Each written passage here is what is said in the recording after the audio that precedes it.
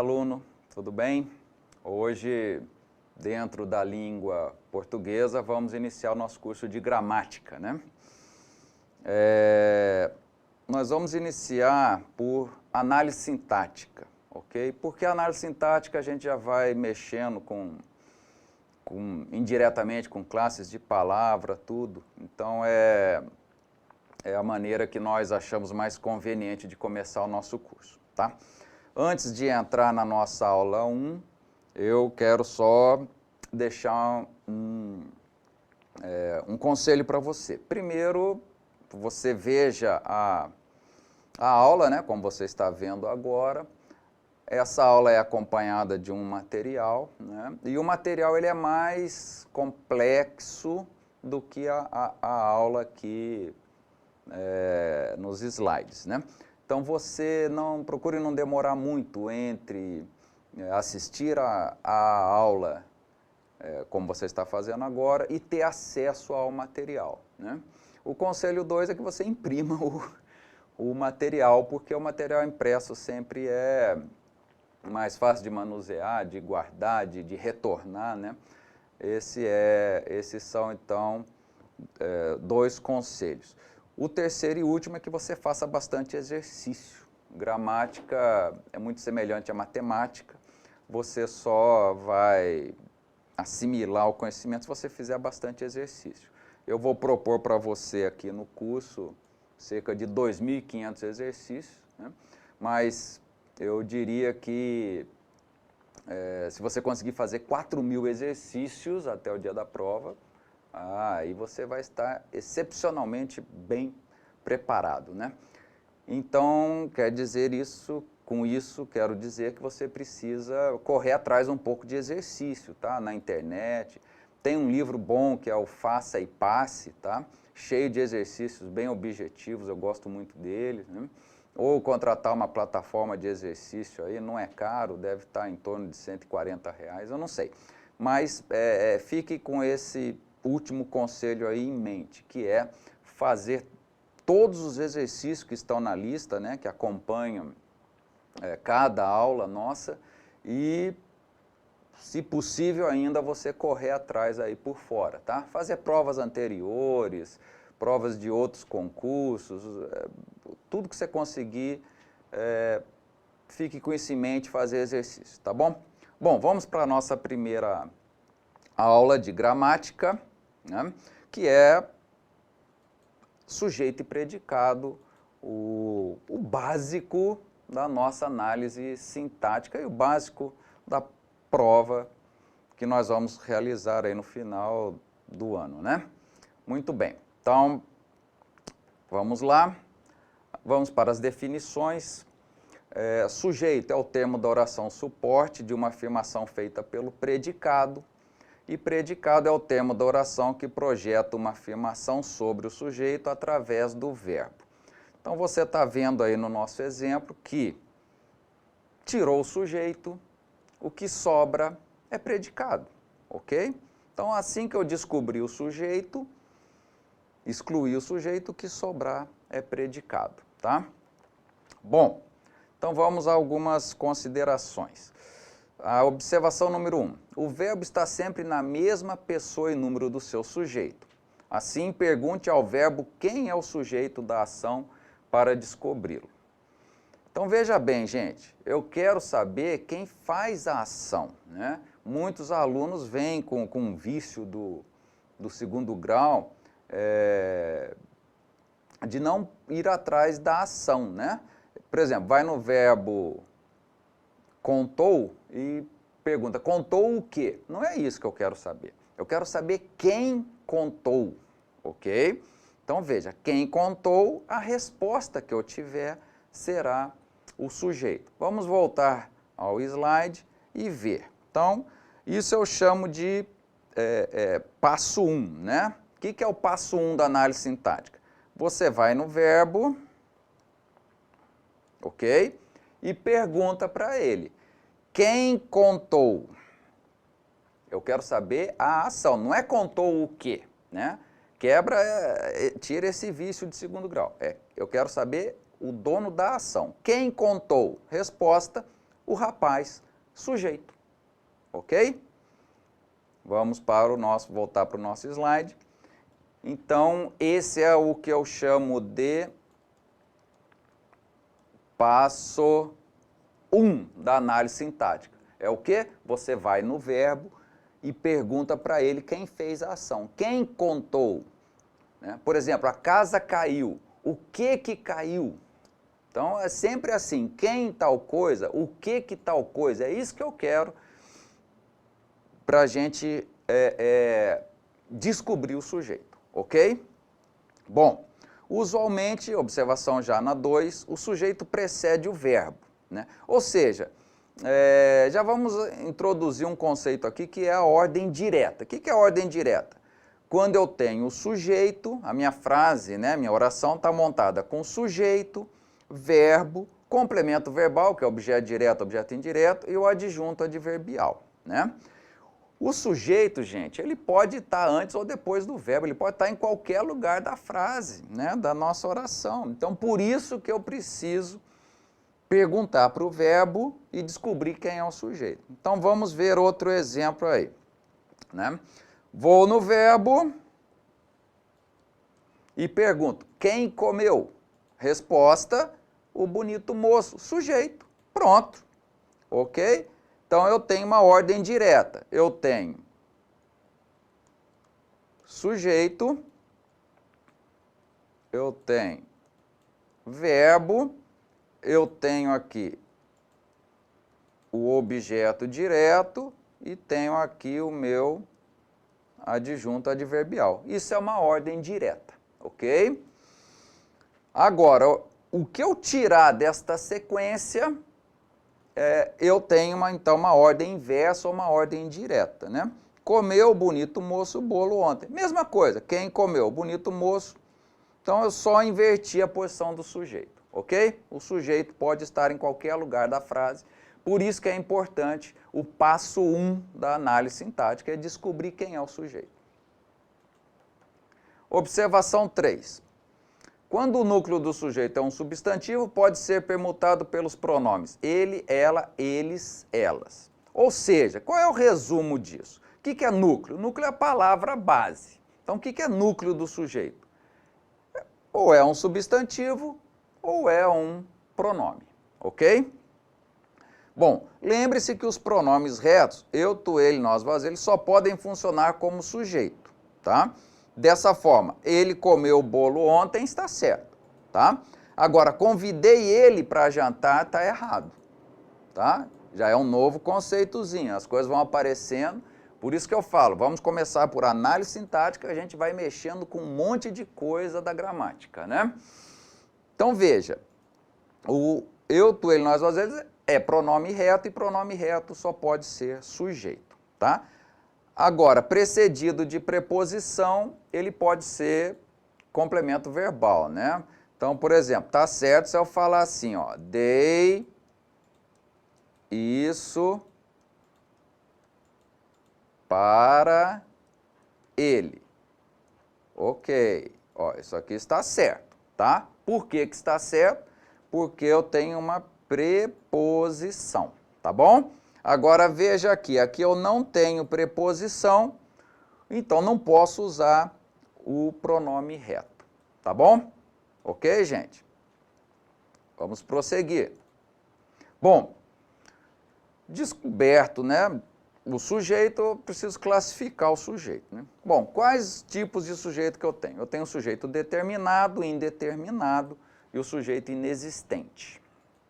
Vamos ver cada um deles. Sujeito determinado.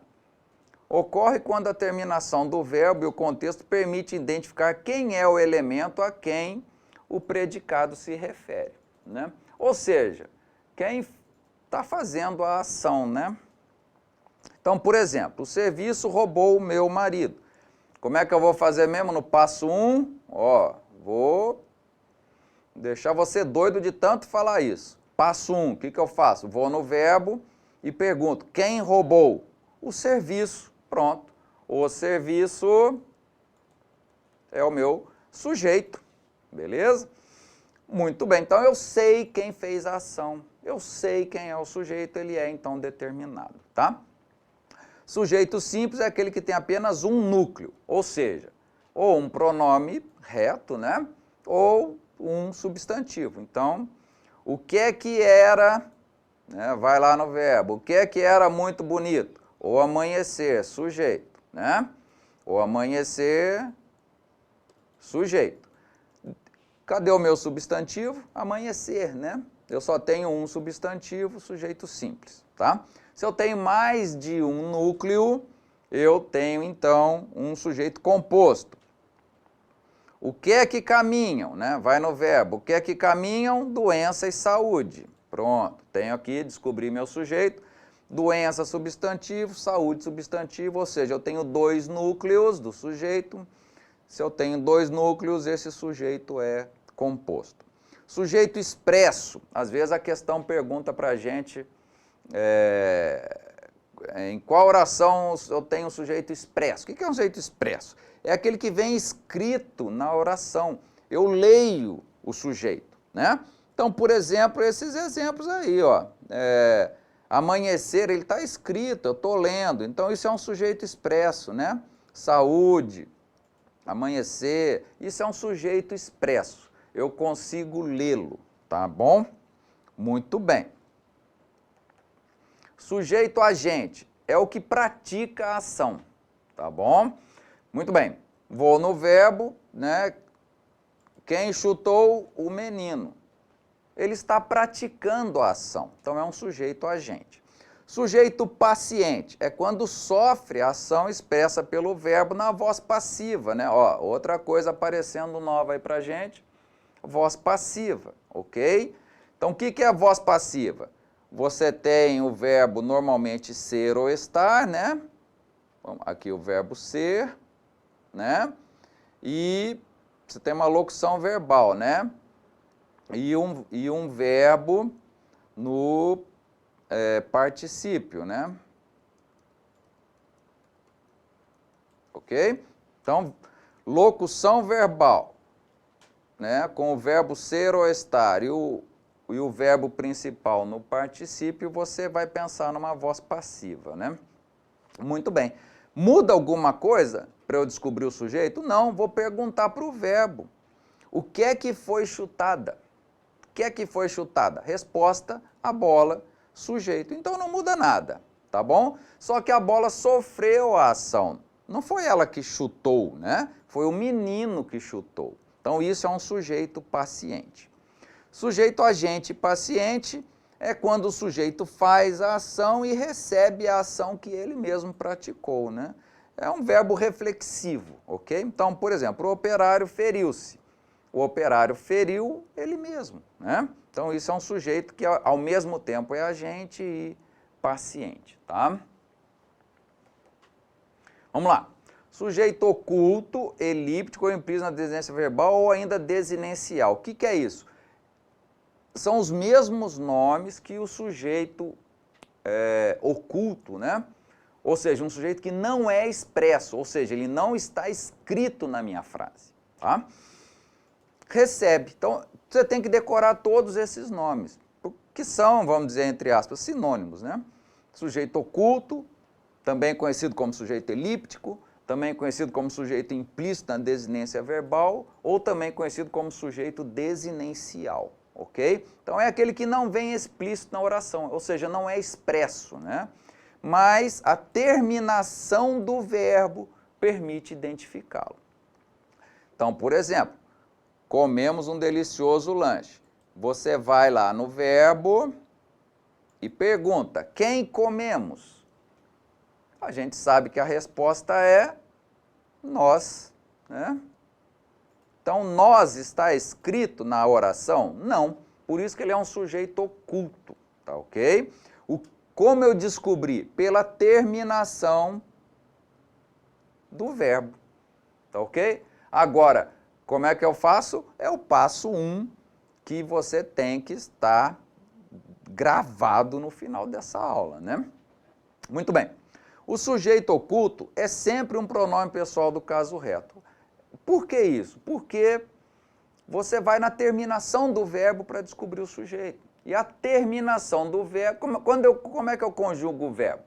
Eu como, tu comes, ele come, nós comemos, vós comeis, eles comem. Ou seja, a terminação do verbo me dá o quê? Eu, tu, ele, nós, vós, eles, tá?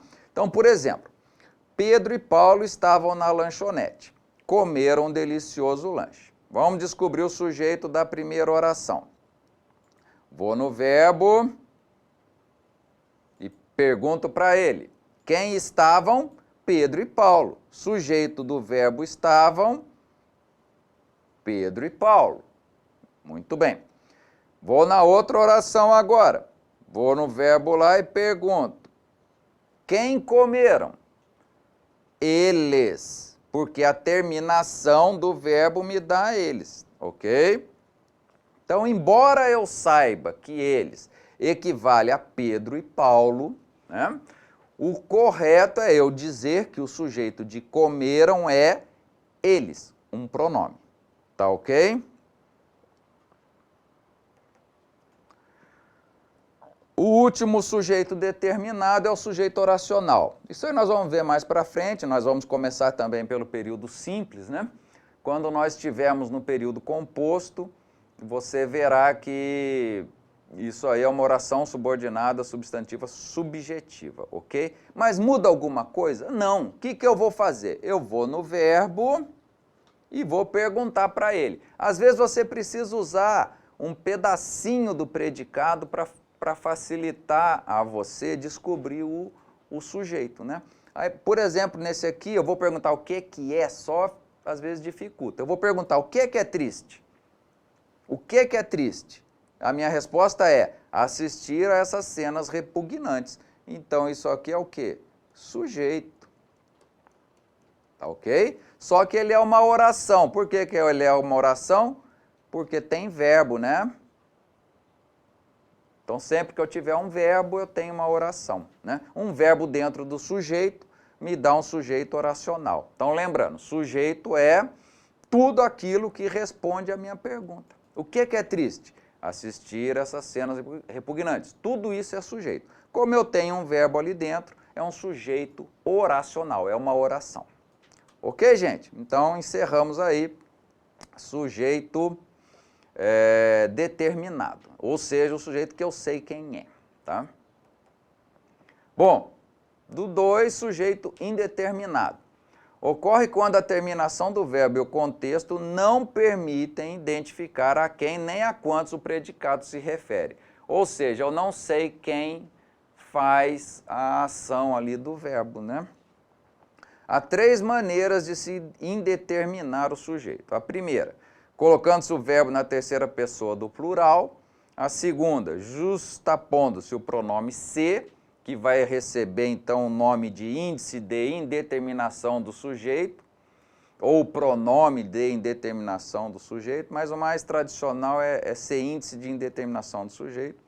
E por último, deixando o verbo no infinitivo. Vamos ver cada caso aí, né? Muito bem, então vamos lá. Colocando-se o verbo na terceira pessoa do plural. Plural, ok? Plural. Sem referência a termo anterior. Então, por exemplo, dizem maravilhas do Rio de Janeiro. Quem dizem? Não sei. Aí você vai me perguntar, mas professor, dizem não é eles, oculto? Não. Por quê? Porque não tem termo anterior. Eu não sei quem está praticando essa ação. É indeterminado.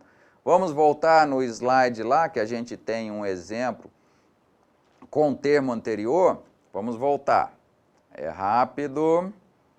Pronto, olha só. Comeram também, terceira pessoa do plural, ok? Por que esse é oculto?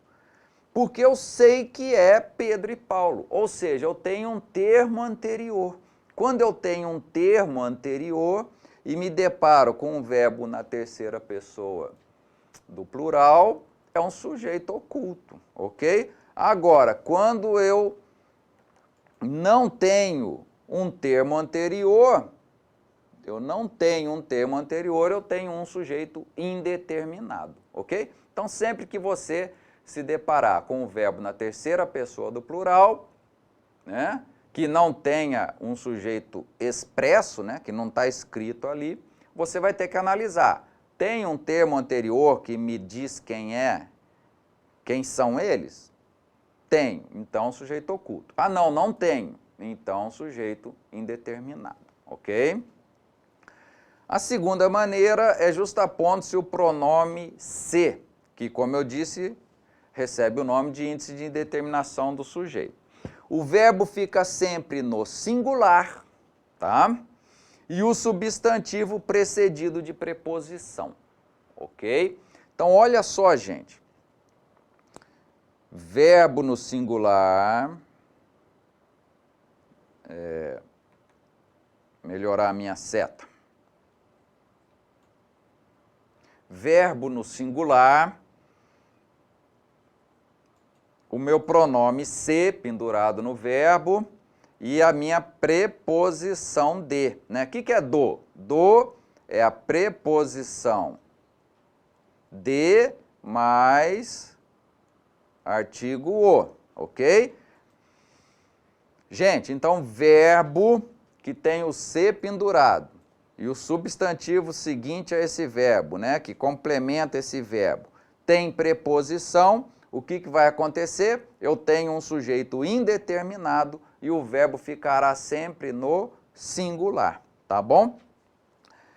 Então veja, discordar é o próximo assunto, né? Mas só estou colocando aqui, é um verbo transitivo indireto. Por quê? Quem discorda, discorda de alguma coisa. É um verbo que pede preposição, então ele é um verbo transitivo indireto, né? Então o verbo transitivo indireto com um se pendurado vai me dar um sujeito indeterminado. O verbo tem que estar sempre no singular. Então veja, fato está no plural, mas o verbo está no singular, ok? Por causa do quê? Por causa da preposição. Tá ok, gente? Observação 1. Observe que o pronome se pode funcionar como partícula passivadora, que vai me dar, então, uma voz passiva, chamada de sintética ou pronominal, tá? Nesse caso, o verbo pode ocorrer na terceira pessoa do singular ou do plural. E o substantivo não vem precedido de preposição. Ou seja, quando o verbo é transitivo direto, né? É possível eu transformar na voz passiva analítica. Eu posso pegar a voz passiva sintética e transformar na voz passiva analítica. Como que eu vou fazer isso? Vou usar o verbo ser, tá? No mesmo tempo em que o verbo está, né? Vamos partir para um exemplo. Então, aqui, discutiu-se o assunto. Veja, discutiu está no singular porque assunto está no singular. Discutiram-se os assuntos. Discutiram está no plural porque assuntos está no plural, né? Por que isso? Porque agora eu tenho sujeito, tá? Veja, então um verbo que tem o se pendurado e não tem preposição, tá vendo aqui, ó? Não tem preposição, o é artigo, tá? Ele vai concordar com o substantivo. Ou vai ficar no singular, se o substantivo estiver no singular, ou vai ficar no plural, se o substantivo estiver no plural, tá? Então, veja, nesse caso eu tenho sujeito. Ele é um sujeito simples e é um sujeito paciente, porque eu posso transformar, né? Então, veja, vamos transformar essa daqui, ó. Vamos transformar de voz passiva sintética em voz passiva analítica, ok? Então, lá. Os assuntos foram, eu pego o verbo ser, né? E coloco esse verbo no mesmo tempo em que está o verbo da voz passiva sintética. Então, discutiram, né? Está no pretérito perfeito. Então, eu discuti, tu discutiste, ele discutiu. Nós discutimos, eles discutiram. Eu fui, tu fosse, ele foi. Nós fomos, eles foram. Ou seja, o mesmo tempo, ok? E o verbo passa a ser particípio, ok? Voz passiva não é verbo ser ou estar mais particípio. Então eu posso transformar aquela voz passiva sintética em analítica e fica: os assuntos foram discutidos. Aí eu posso fazer o meu passo 1 da análise sintática. O que é que foram discutidos? Os assuntos. O que é os assuntos? Sujeito.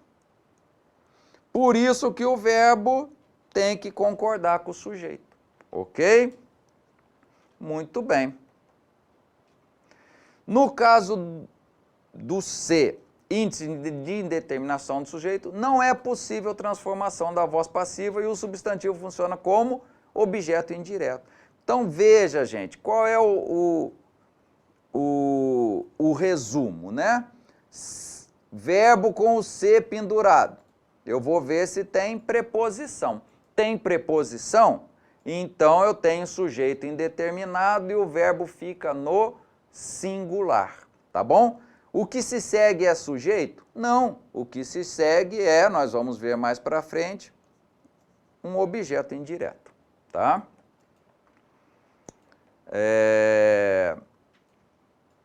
Então, gente, veja lá. Tenho preposição, verbo no singular, sujeito indeterminado. Não tenho preposição. O verbo pode ficar no singular ou no plural, né? E eu tenho sujeito, ok? Muito bem. Bom, a última maneira de eu indeterminar o meu sujeito é deixando o verbo no infinitivo, né? No infinitivo impessoal. Então, é triste assistir essas cenas repulsivas. Gente, cada verbo, né, ou locução verbal tem o seu sujeito, né? O sujeito do verbo ser a gente já sabe, né? O que é triste? A gente já viu, né? Assistir essas cenas repulsivas. Tudo isso aqui, né, é sujeito do beleza? É um sujeito oracional, nós já vimos. E quem é o sujeito do assistir? Aí é que eu não sei, tá? Então, o assistir é que eu não sei o sujeito, né? Mesmo caso, navegar é preciso, viver não é preciso, né? O que é preciso? Navegar. Navegar é sujeito do é. Beleza, mas quem é sujeito de navegar? Não sei. Quem é o sujeito de viver? Não sei. Isso é um sujeito indeterminado, tá?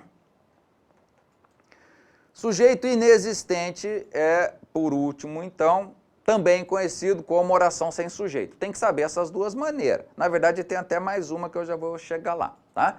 Então, sujeito inexistente, oração sem sujeito, você tem de saber essas duas maneiras de se referir, né?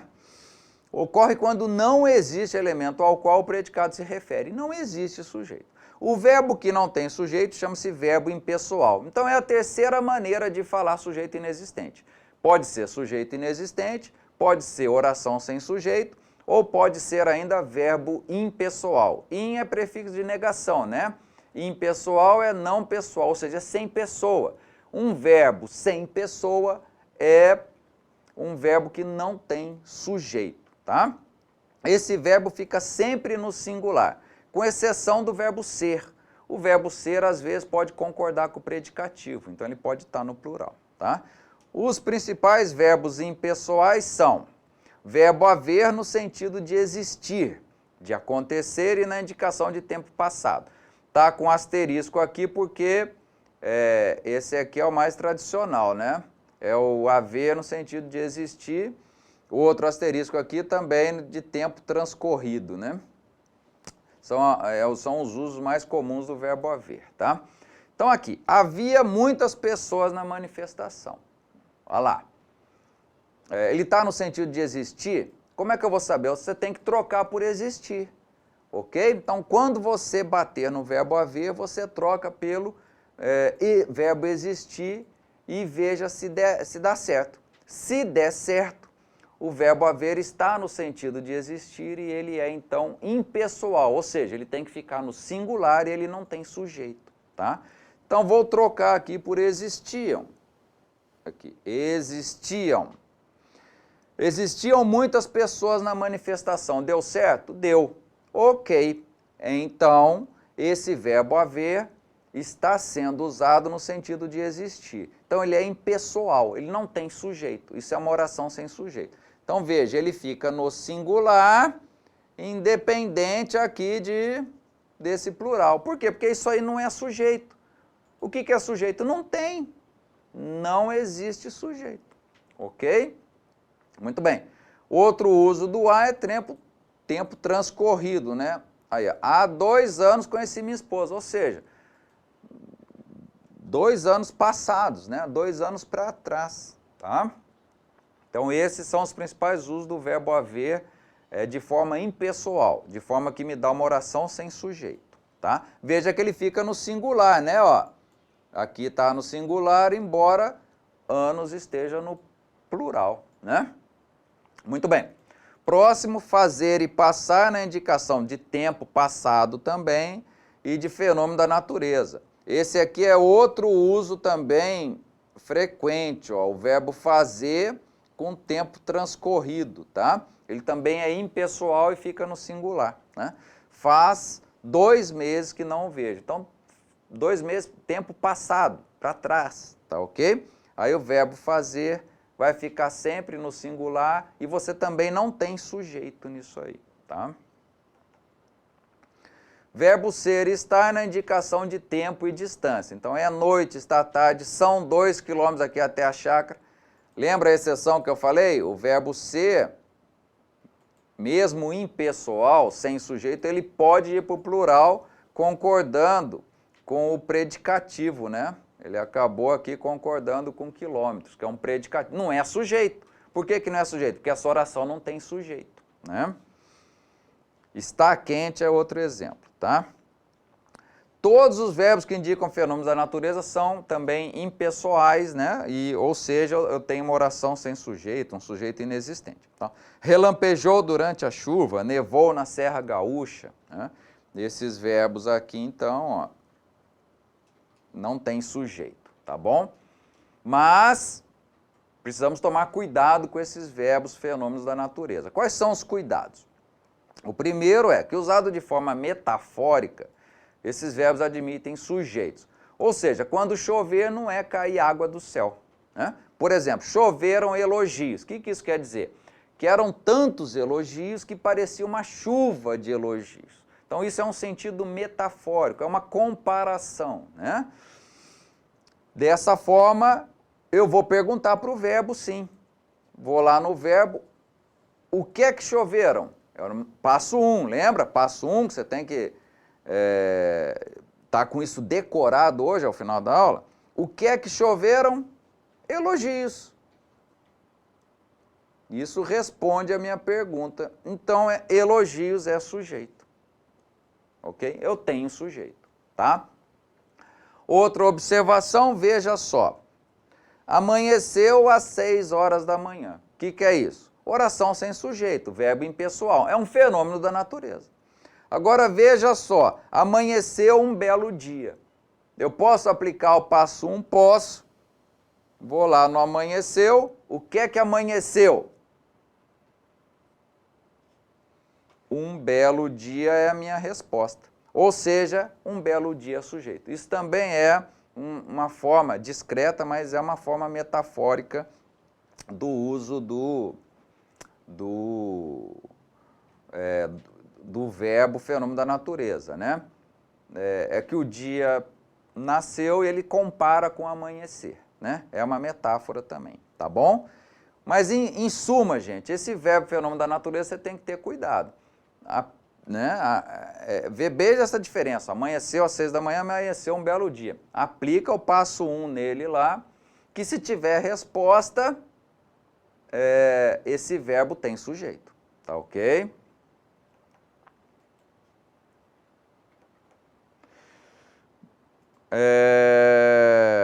Bom, observações quanto a esses verbos, né, impessoais. O verbo impessoal usado como verbo principal numa locução verbal, o que é locução? O que é uma locução? São 2 ou mais palavras funcionando como se fosse uma. O que é locução verbal? Eu tenho 2 verbos funcionando como um só, tá?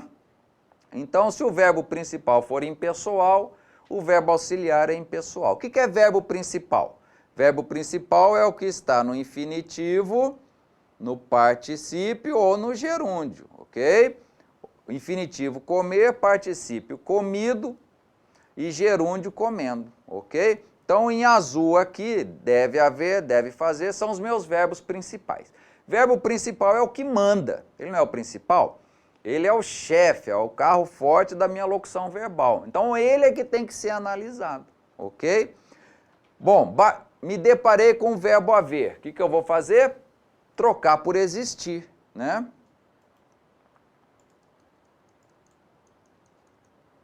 Troco por existir. Devem existir centenas de pessoas aqui. Deu certo? Deu. O haver, no sentido de existir, é impessoal, tem que ficar no singular. Então, isso de ficar no singular, ele dá a ordem, né, para o verbo auxiliar. Isso aqui é um verbo. Esse é o verbo auxiliar e esse é o verbo principal, ok? Então, o verbo principal, se ele é impessoal, se ele tem que ficar no singular, ele dá essa ordem para o auxiliar ficar no singular, né? O verbo fazer, embaixo, né, novamente com tempo transcorrido, ok? Ele é impessoal, ou seja, o fazer tem que ficar no singular. Se ele tem que ficar no singular, ele dá a ordem para o auxiliar dele também ficar no singular, tá? Observação 2. Qual é o cuidado que nós temos que ter? A gente fica trocando o verbo haver pelo verbo existir e acha que o existir também é impessoal. Não, o existir é sempre pessoal. Ó que beleza. O verbo existir sempre tem sujeito. Ele sempre vai concordar com o sujeito, ou no singular ou no plural, ok? Vamos ver o resumo da ópera, então. Eu tenho que saber a diferença entre existir e haver. Um é pessoal, o outro é impessoal, ok? Então vamos lá, ó. Devem existir.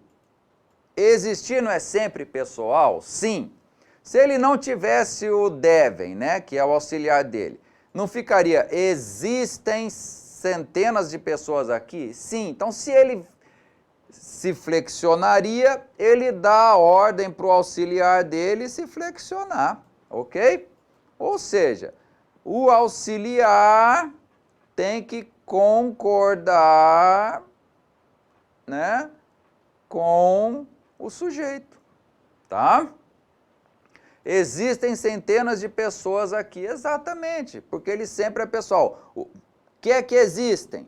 Centenas de pessoas aqui. O que é isso aqui? Sujeito. Hã? Muito bem. Agora vamos para o verbo haver, tá? Devem existir centenas de pessoas aqui. Verbo haver no sentido de existir é impessoal. Então ele dá a ordem para que o deve também seja impessoal, ou seja, para que ele fique também no singular, tá? Então, embora aqui seja plural, ó, vai ficar no singular, ok?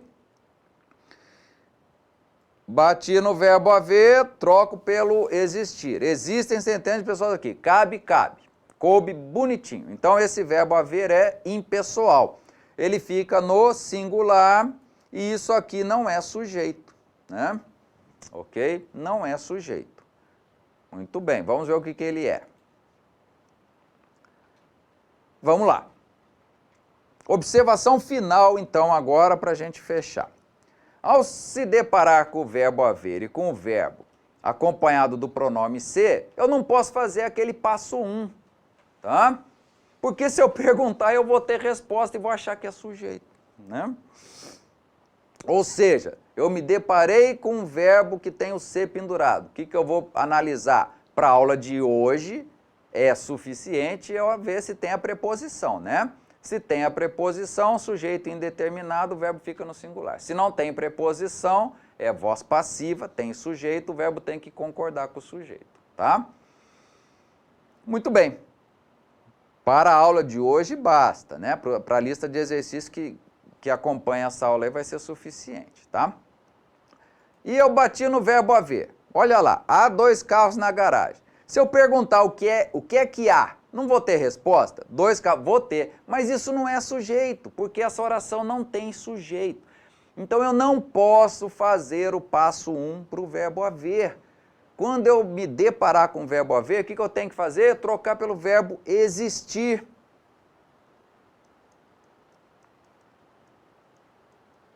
Aqui, ó. Existem 2 carros na garagem. Deu certo? Deu. Então, o que esse verbo haver é? É um verbo... O verbo haver está sendo utilizado no sentido de existir, é um verbo impessoal, um verbo que não tem pessoa, que não tem sujeito. É uma oração sem sujeito. Então, 2 carros na garagem é sujeito? Não, porque essa oração não tem sujeito. O que 2 carros é? Objeto direto, ok?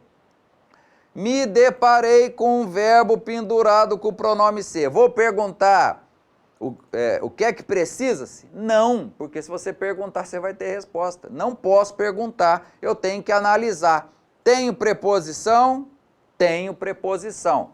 O que eu tenho aqui, então? Eu tenho um sujeito indeterminado. Beleza. Então, de empregados é sujeito? Não, porque eu não sei quem é o sujeito. O que ele é, então? É um objeto indireto, tá? Então, gente,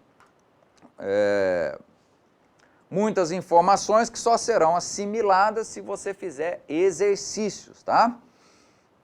Que é a lista que segue esta aula, ok? Não demore muito como eu falei, entre a aula, né, assistir a esta aula e ler a nota de aula. A nota de aula tem teoria, tem que reler toda aquela teoria lá e fazer os exercícios. Vamos fazer 2 exercícios juntos, tá bom?